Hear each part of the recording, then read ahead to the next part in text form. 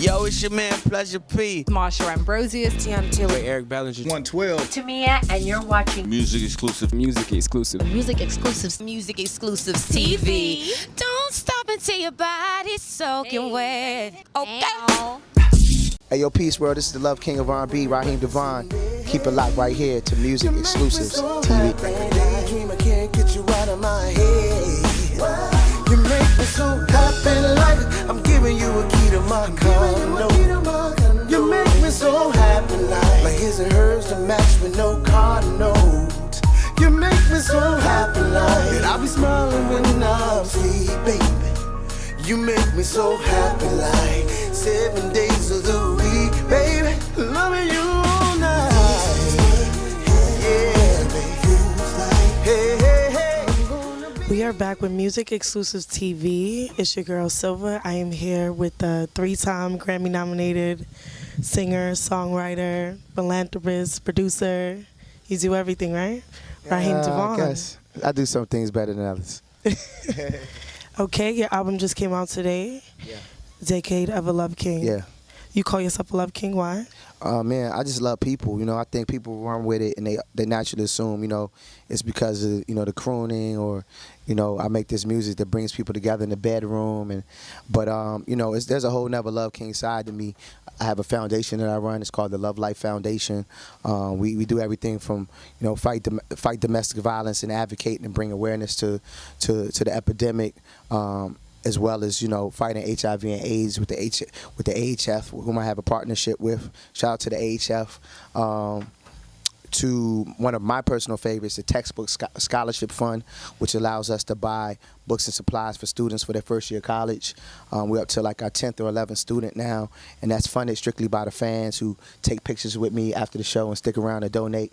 You know, I say, hey, have your camera phone ready, make a donation, I'll stay till the last person leaves. So we've been very successful with that. You know, so I think that shows a different side of me as, quote unquote, the Love King.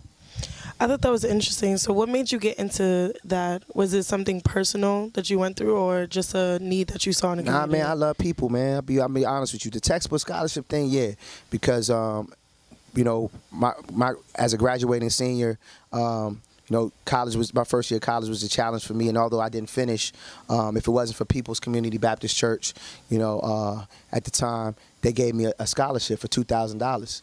You know, so I personally made it $2,000 because, you know, somebody did it for me, and it gives me an opportunity to do for others. I hope that prayerfully someday I can do, you know, get some great sponsorships behind what I'm doing and be able to give some of these students full rides. You know, that's a goal, kind of found in the spirit of, like, you know, the Tom Joyners of the world, you know, Steve Harvey's and whatnot, in terms of, you know, how they've helped so many students, you know, in the urban community. That's dope. So let's get into the album. I want to say the feeling I got listening to it was like, I was telling your PR, I felt like I was in a coffee shop and my soulmate was going to walk by any minute now.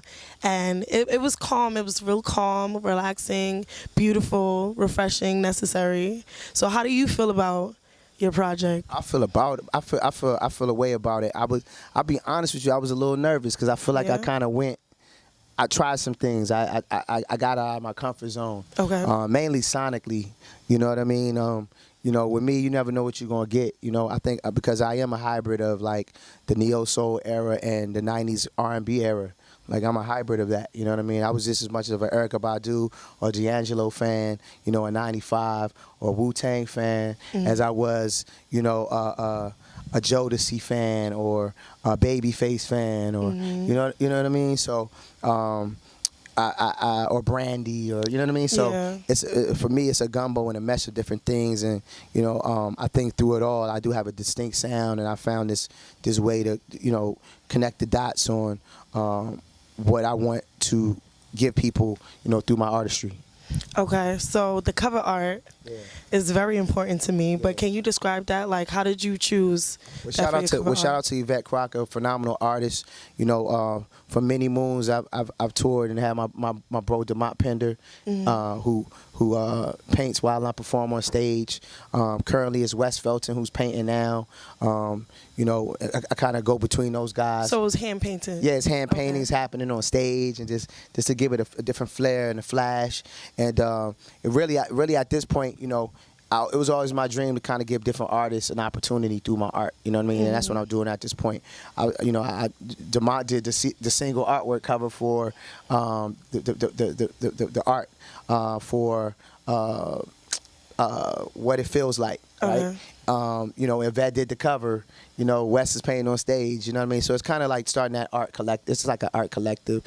Art has been very much a part of the DC culture for many years. There's a lot of dope murals on the walls and stuff like that around the city. But more in terms of like your selection of that specific art piece is a black woman with an afro. Yeah. This is really celebrating our blackness. You know what I mean? Like and it's not shade to any other culture. You know what I mean?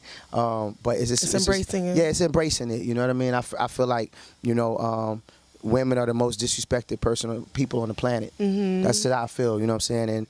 And we really want to break it down. Black women a lot of time. Yeah. And I feel like so I just try to be counterproductive against that.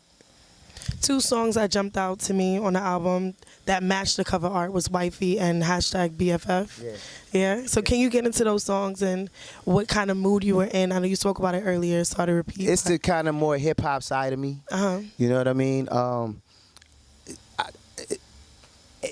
don't know any other way to put it. These songs don't come from me; they come through me.